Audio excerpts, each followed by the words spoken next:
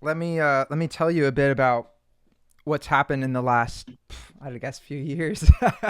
um, so I don't know if you remember. I remember because it's me and my voice, so it's pretty intimate. But when I was in Utah with you, um, I was trying to figure out how to build more like weight, metal body, into the voice from that falsetto-y place because I really liked that I could use air. And I was really interested in like, well, how do I just raise up that modal, that speaking register into the high range in CVT terms? How do I get like a neutral with air that's not going to falsetto, because it's easy to ah, and I could do that, but how do I hey, hey? That was what I wanted to figure out, and what I was beginning to get the cusp of was something from falsetto that really felt different than how all of my like metallic singing would feel. All of my really connected, like all of my I'm trying to use a variety of words here, but all of my connected, all of my M1, everything that I had done, basically that I would sing like normally with to pull up my lower voice into the high range without flipping, could not have the air. It was like I was finding a whole other like side of my voice that felt like a strong falsetto and not like a thinned out chest. That was my perception at the time. It's changed a lot because what's happened now is I've learned to just make that chest. I've learned to just pull the weight of my normal voice into that airy sound. Because before I would be hitting this cap, I would go like, I remember I showed you from falsetto where I would like take falsetto and then I would crescendo, and I go like, hey, and then it would start to sound metallic. It would get some buzzing in it. We go, okay, so it's reduced edge, reduced metal edge, maybe reduced density, but it's not it sounds like there's something in there that's not making it just falsetto, right? It doesn't sound like exactly falsetto.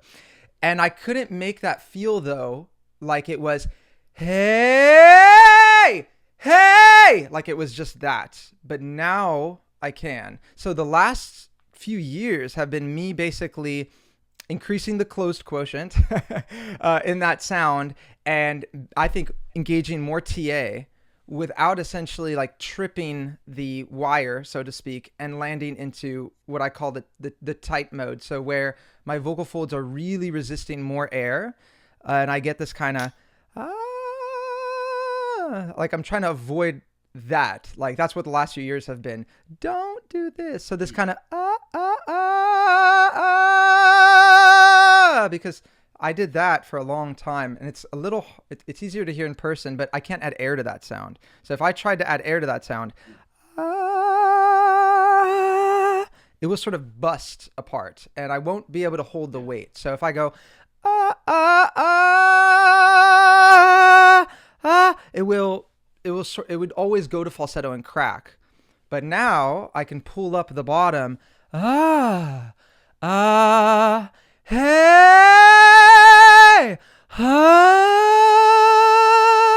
and you can hear like that's a lot of air. Hey, and I can do that, and that can sort of go into my full metallic. Now I can go into my belt.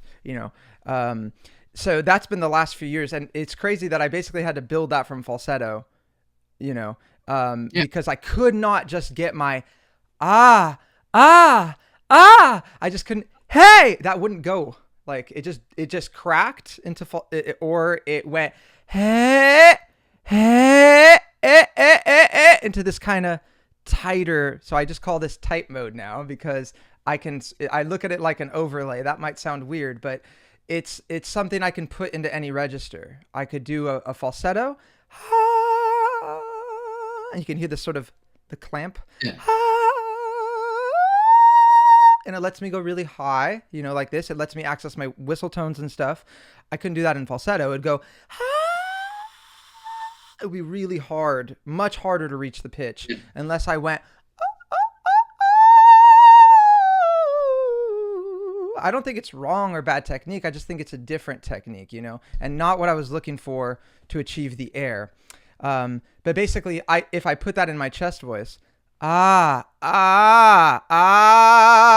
hey, it works, but it gives me a certain quality. I'm unable to sing something like, um, well, you done me and you bet I felt it. Try to be chill. I can't have that loose sound that I want. So I kind of Yeah. think of that as going loose to tight. I'm controlling exact like the airflow, but from the vocal fold level, from the resistance level, rather than a focus on the emission of the breath, from my muscles down below. So instead of thinking about that, I'm like, how much am I resisting the breath, and sort of controlling that independent of the sort of weight of the sound. So that's been the last few years of trying to get control and just trying to like, all right, I want to make that sound thicker, but I don't want to. I don't want to do that. I want it to. I want to be able to still have air and then take the air away, which I can do now, and I can add air. So it's left me with the ability to have this very like flowy neutral, and go into my metal and stuff like that. And so I'm still growing with it, still trying to get better, still trying to get more control. But yeah, I mean that's where I am now. Yeah, cool. Well, those were some great demonstrations of what you're talking about. Absolutely. I mean, you've been able to isolate the coordination of each of those things and go button 5, Yes. button 6. Yes. That's good. You got a Yeah. good control of different coordinations, and you Yes. felt the difference. Yeah. So, what's your conclusion then? First of all, I think different things work for different people. So like I think that somebody can be doing something, trying to aim for the same thing as somebody else, and it just doesn't work as well for them.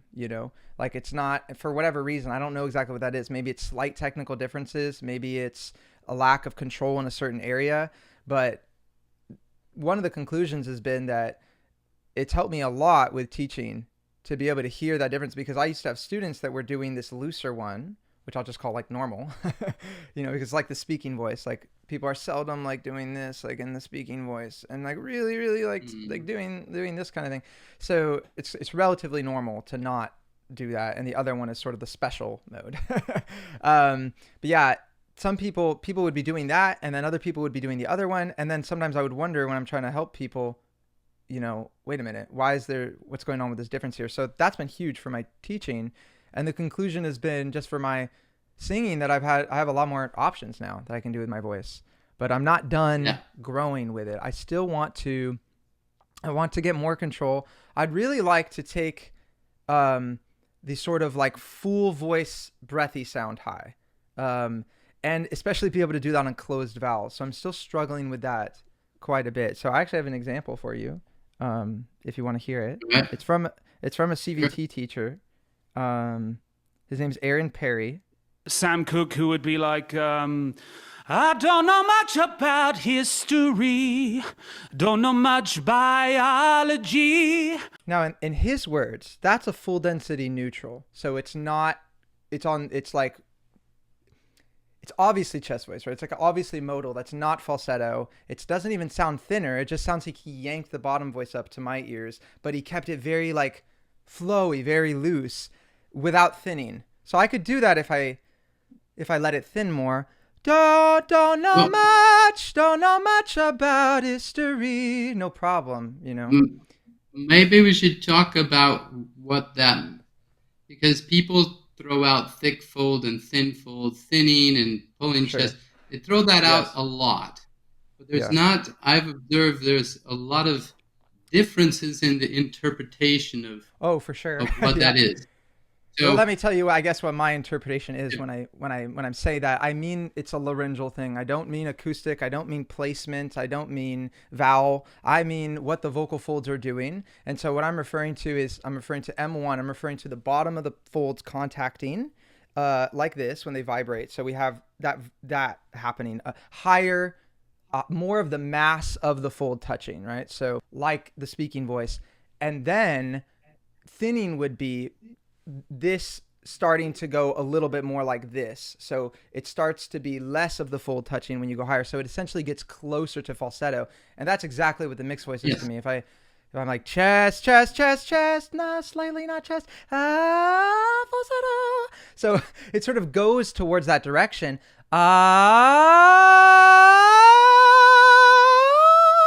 Smoothly, in this way that can kind of taper off, either across pitch like I did, or even on the same pitch, I could, hey,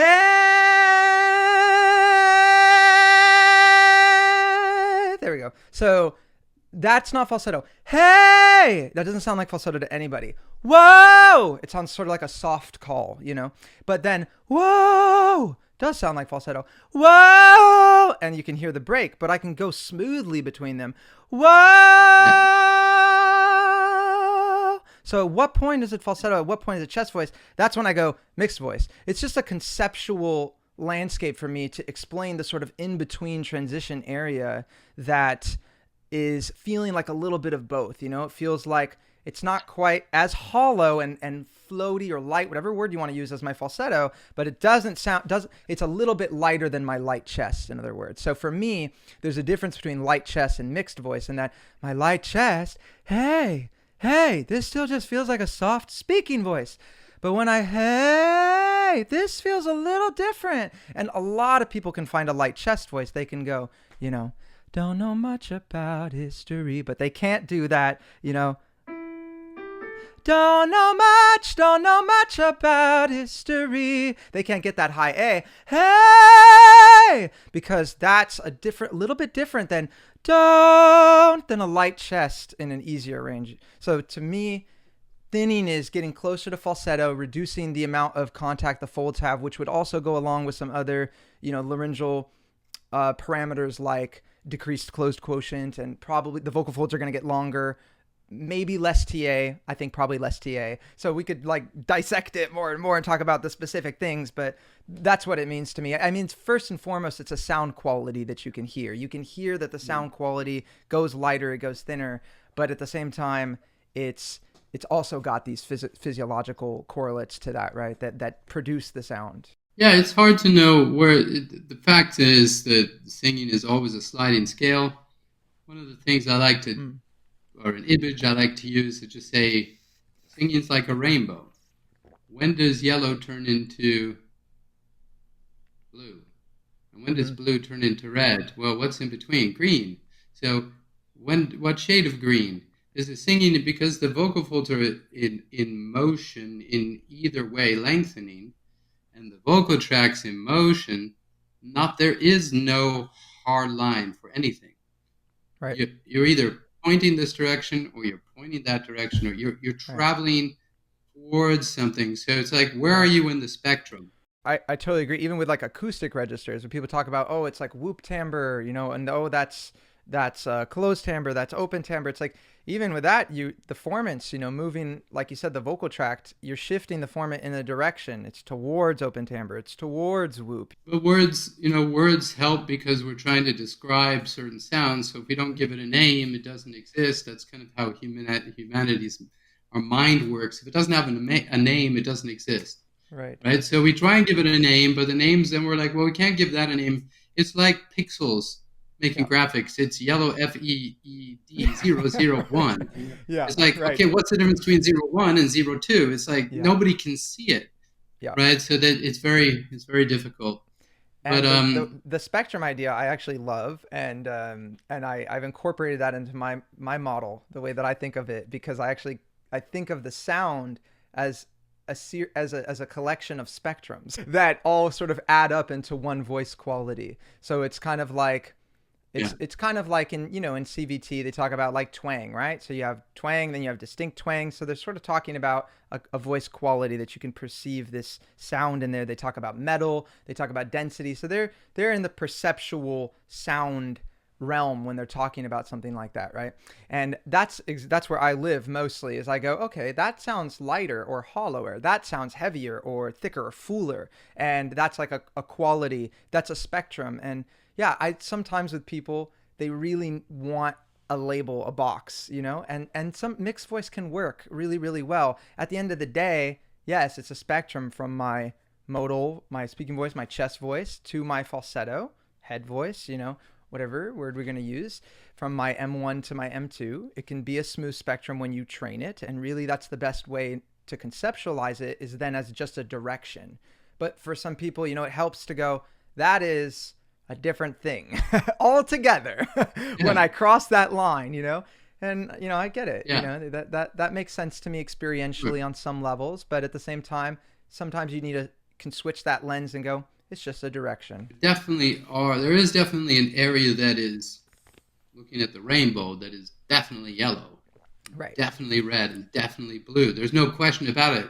Yeah. So there are things in singing that are just clear as day, but it's when you go in that in between zone where it gets a little tricky. But we also have to use terminology. I try and use terminology that everybody can relate to. And Mm-hmm. people have been saying chest voice and head voice forever. Yeah. Well, the voice is here in the throat. It's not in the head or the chest. But Yeah. you have researchers like Chadley Ballantyne that says, okay, well, it looked into where we physically feel sound. Higher frequencies we feel in the head, lower we feel in the chest. Yeah. So that makes sense. So we give Yeah. it some names. People's got to come into this game and have some points of reference. And okay, what's a belt? Well, who are you talking to? Yeah. What Right. what is a belt by whose definition? If Sure. are we talking to a musical theater singer? That's a different sound than maybe a pop singer. You're talking to an operatic singer. That's a different Mm-hmm. sound to a country singer. So there is a zone. So researchers, pedagogues, methodologies, they're trying to all define, and how do we get a definition? Well, we look at what's going on in the throat and the vocal folds. Mm-hmm. Okay, that takes high-tech cameras. I'm looking at 10,000 images one at a time, for 30 days. It takes a long time, Yeah. but there are, like you said, some things we know. We know when you're belting in the mixing that the vocal folds are sticking together longer close quotient. They're pressing into each other longer and deeper, and then they close. So it's Mm-hmm. just close, long, open, short. We know the Mm-hmm. opposite in head voice or neutral is that they just Mm-hmm. touch, release. So that's pretty clear cut. Now, when we do mix, that's why people call it mix. We're mixing little different things to get into that in between zone, and that can be very elusive for people because they're looking for Yeah. the mix rather than looking Right. for a mix. Right. The mix means there's only one mix. A Yeah. mix gives you the opportunity to be on the sliding spectrum. And Yeah. I think that brings a lot of relief for singers. Like, you're mixing, great. You're still mixing, great. Now you're Yeah. not. Okay, I crossed over into blue, got out Yeah. of green, right? That's right. So we need some clarity for sure, Yeah. but it is Yeah. challenging.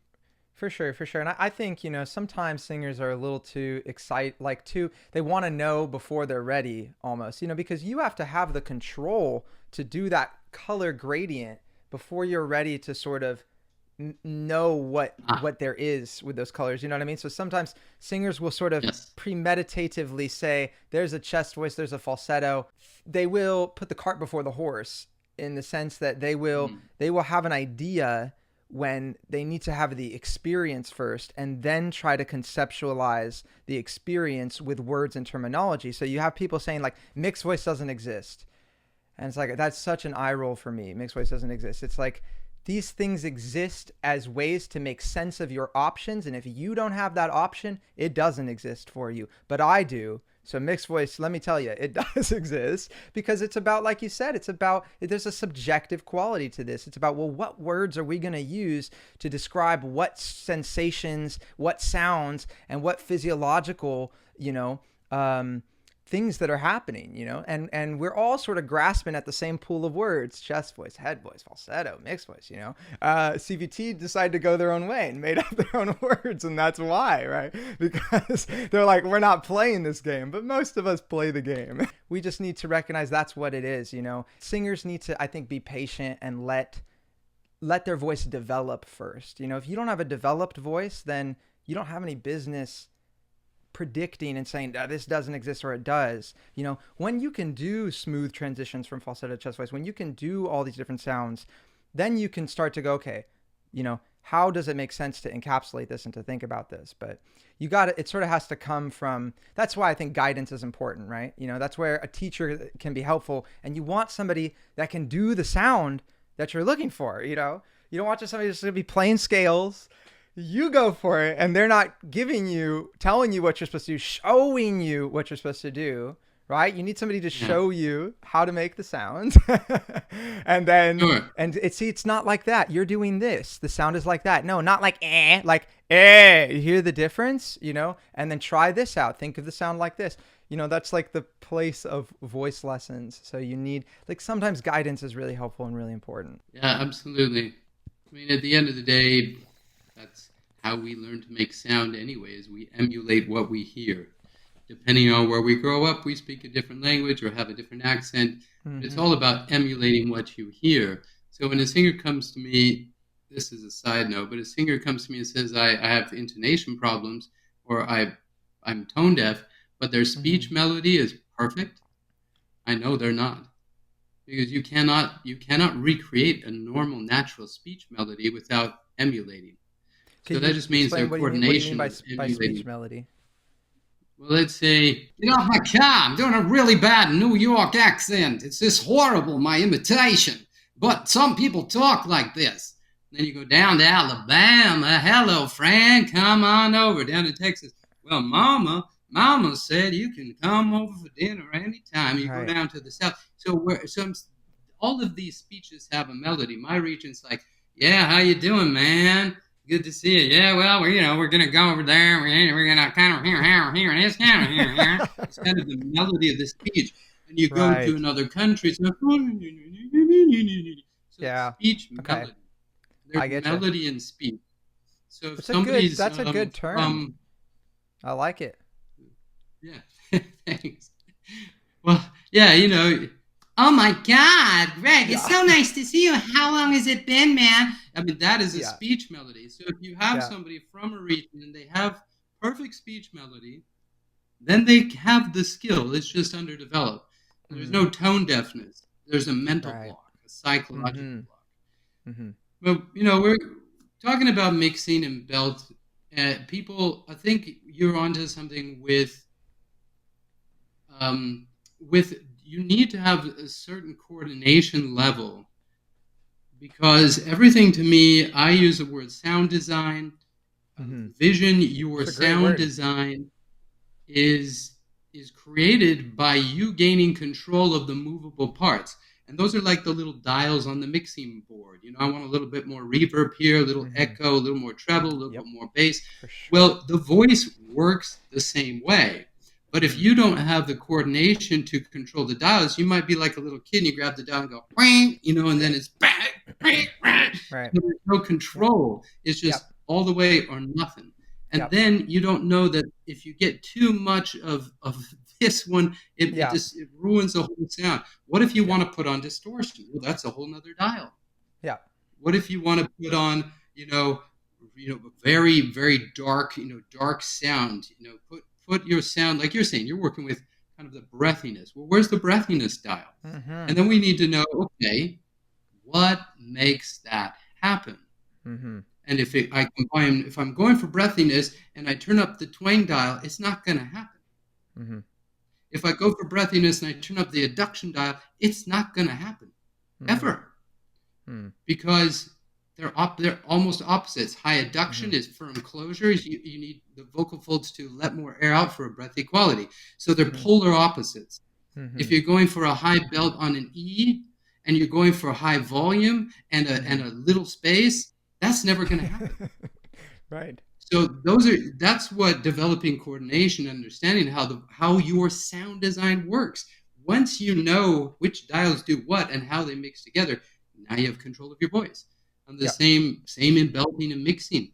What makes a belty sound, no matter what we call it, M1, edge, overdrive, mixed belt. There's people can call it whatever, but if I want that sound, there is a specific sound design for that, and you just have to know which dials to turn. It doesn't take away the need to practice, because you're practicing the coordination.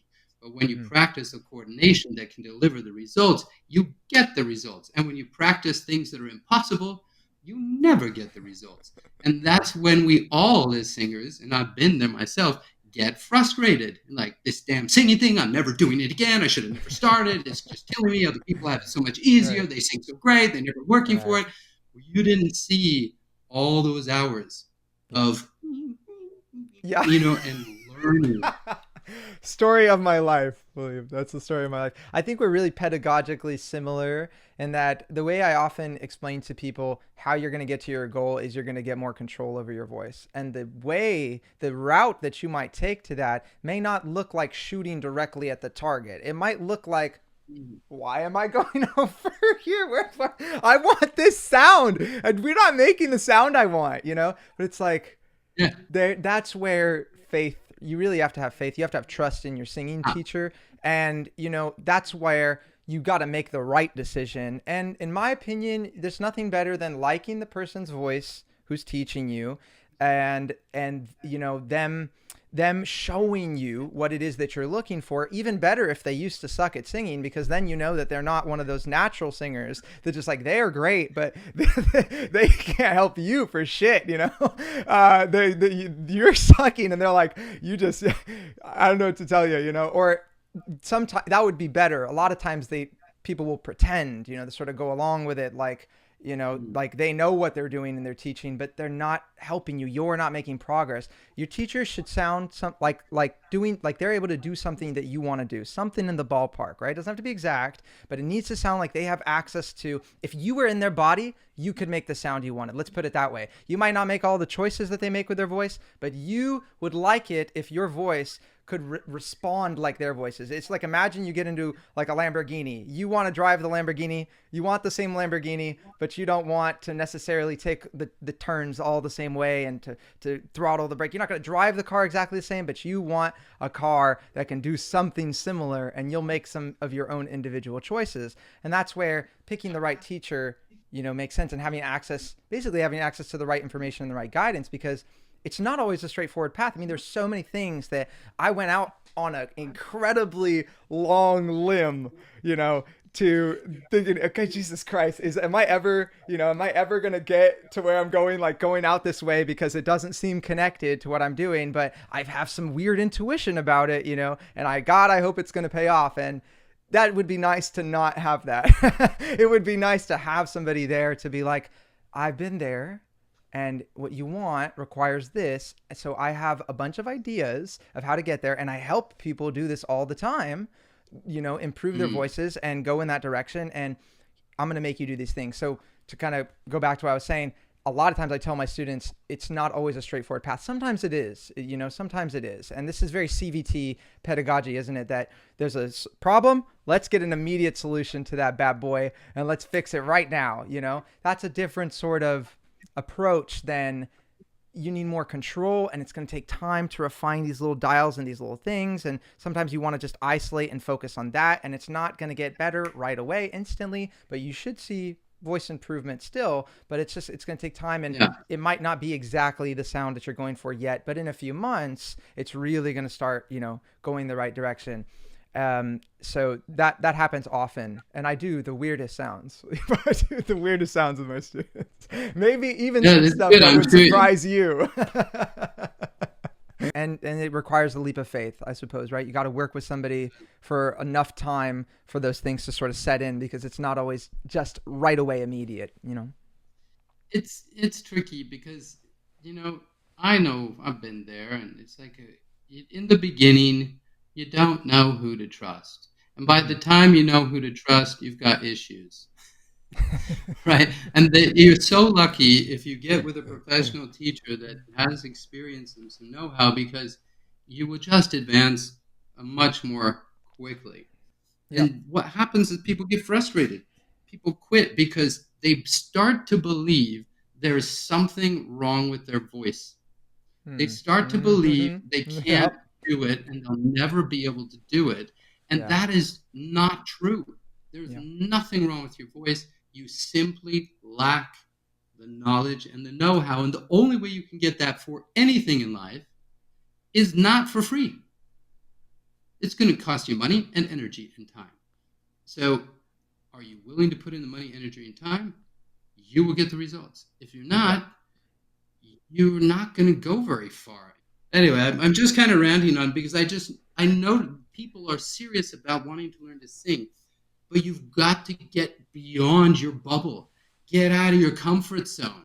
I think it's important that you you work with people, and that you challenge conceptually where you are with things, that you try to learn something new, and that you try to be growing, and to be doing that, and you don't want to get stuck and stagnate. And I agree with you. Yes. It's so much time. People don't understand the time. They hear things I can do with my voice, and they're like, "Oh, Greg's a tenor. That's why Greg can do that." It's like Greg was a Yeah. baritone actually when Greg I mean, started. Like everybody told Greg he was a baritone. Let me tell you, Greg's choir teachers, okay, the musical theater directors, Greg's initial voice lessons, people would tell him he was a baritone. Look, okay, almost everybody hears that lacks skill to sing high, but people, they underestimate, is my point, the amount that they underestimate what tenacity gives you. And that was really what I wanted to add, is that effort is immense. You have to have the drive, and you have to be willing to do it. And that is sometimes that's going to mean making that investment. That's hard work. It's not like you press a button, you spend some money, and it's done. It's like, no, like you have to hunger for it. And sometimes that is going to mean that you do need to spend money, and you do need to, for coaching or for whatever it is, to sort of to improve and to get there. Maybe it's even buying, a software, a DAW, Logic Pro, so that you can listen back to yourself really well, so that you can start recording, so that you can, there's things that's not necessarily coaching that, are investments, buying a nice microphone. Like there are things you're going to need to invest in, but money, but that investment, it's like a all the time thing. I want this so bad.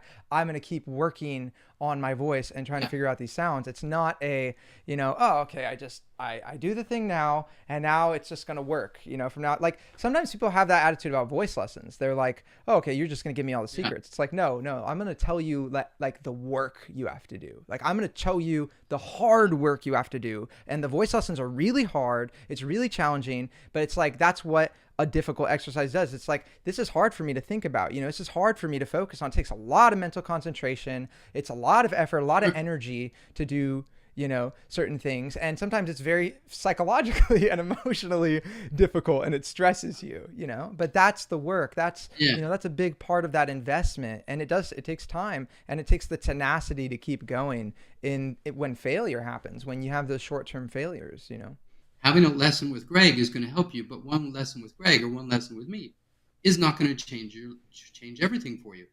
Nobody has come to me, although a few people I've worked with have said that lesson changed my life.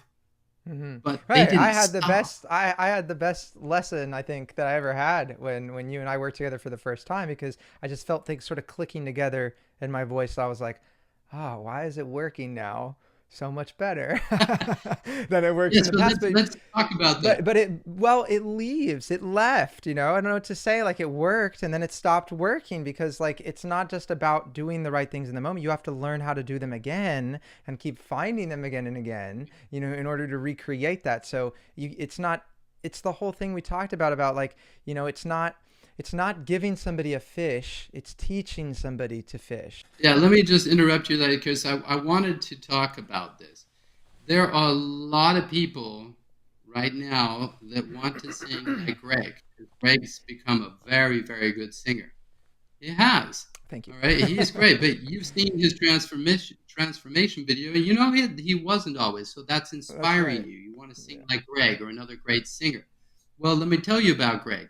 Greg drove 6.5 hours to have a lesson with me. I didn't know who he was. That's right. Put in the time, he put in the money. We met. He got inspired. He discovered that his voice works. Did he stop there? No, he kept going. He's always willing to take the next step, and that's really important. Yeah. Take the next step for your personal improvement. And that's why Greg is where he is today, singing better than he did the last time I worked with him. And that time he sang better than the last time. So it's a continual process. So if you want to sound like Greg, you just have to take the same steps. Greg's not a millionaire. Right. And money is not the answer. It's the continual little efforts over time that allow you to go from to whatever style you want to sing. Yeah. It's just little steps. So you can do this. Take the little steps. It's so spot on, Philippe. It's something that I didn't even realize until you said it, but yeah, I'm always willing to take the next step in my knowledge and to humble myself and to go, oh, I can't do that sound. I'm not good at that. I don't know what they're talking about. How do I do that? So, and when I hear that somebody's able to do a sound I'm not able to do, I'm willing to work with them, and I'm willing to take a lesson from somebody and to go, oh, okay, what can I learn from you? What do you know that I don't know? What do you have in there that I can take, that's going to make me better, at singing. And now at this point at teaching as well, because it's just morphs together. The better I get at singing, the better I am at teaching and demonstrating different sounds and stuff. So yeah, I mean, that's huge. I'm always ready to invest and to put in the time and the effort. And when there is something that I'm like, okay, I'm really bad at this, but this person seems like maybe they can help me, I do it. I take that step if it's something I care about. If there's lots of things I'm bad at that I don't care about learning, then I'm not that obsessed with whistle tones, for example. I can do some bad whistle tones. I'm gonna go for it. There we go. But it's not something that I care about investing in. I care about other sounds, so I capitalize on that. I focus on that, and we're all gonna specialize at the end of the day, right? On different things. But yeah, I'm not afraid to invest in the things I want. Yeah. Yeah, and you gotta admit your weaknesses or stuff you don't know. Like, whistle tones are on my list as something to learn.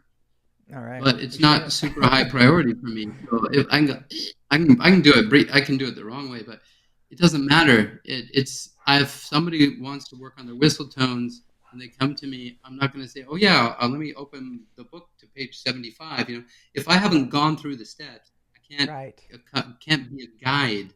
That's I can't right. guide you to the destination without having been there. That's right. This is where I feel that the honesty is so important from teachers. And, it's also where humbleness needs to come in, because you can believe that you're the shit without actually being the shit, and sometimes if you just exude confidence, it's going to be enough for people. And we both know, without even naming names, that there's people out there, it's like, how are you teaching? Like, you're garbage, like you just sing really bad. How is this a thing? And not to be rude, but that's just true, and that's not wrong to say something that's just honest and true. Like, it's not right to be teaching and to charge lessons and pretend, that you can do something that you can't. You need to be connected to the truth and be willing to be humble, I feel, in order to really stay truly honest. And that, okay, yeah, that sound is less than perfect on me, right now. Or I'm not that skilled at that. You have to be willing to accept those things and willing to show where you shine and to admit that, and willing to say, these are what I really specialize at, and that's great. I have a lot of, I have colleagues that are good at things I'm not good at. And I all the time say to students, you should work with them on that. They're better at it than me. And if you ever want to learn that, go hit them up for a lesson. They're fantastic. That's fine. And that's great. And that really speaks to also the value of diversity of thought and diversity of application, in these different approaches of getting your singing done. And that's what's cool, I think, about a seminar and a workshop, where you get to work with a lot of different people and you get to hear the way that they use their voice. You get to see their ideas. It's not the same, even if Philippe and I can, we can both hit that note. It sounds pretty similar. We're not probably thinking about that the exact same way. We're not going to lead you from where you are to that the exact same way. And those are differences that are not insubstantial. That's going to matter for one person. The way that you're saying it exactly might really click with somebody and really get it to work. And the way that I'm sort of saying it and thinking about it and leading them might get it to work. And we might have a mismatch, so you don't know.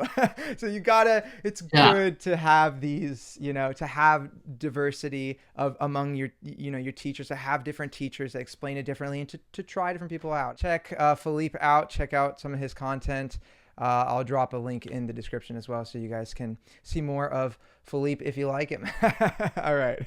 Greg's a great guy. I admire his tenacity and his talent. Greg, you're doing amazing things, so keep it up. And I do look forward to working with you again and again in the future. So best wishes to you, my friend. Thank you. All right. Bye, guys. Until next time. See you later.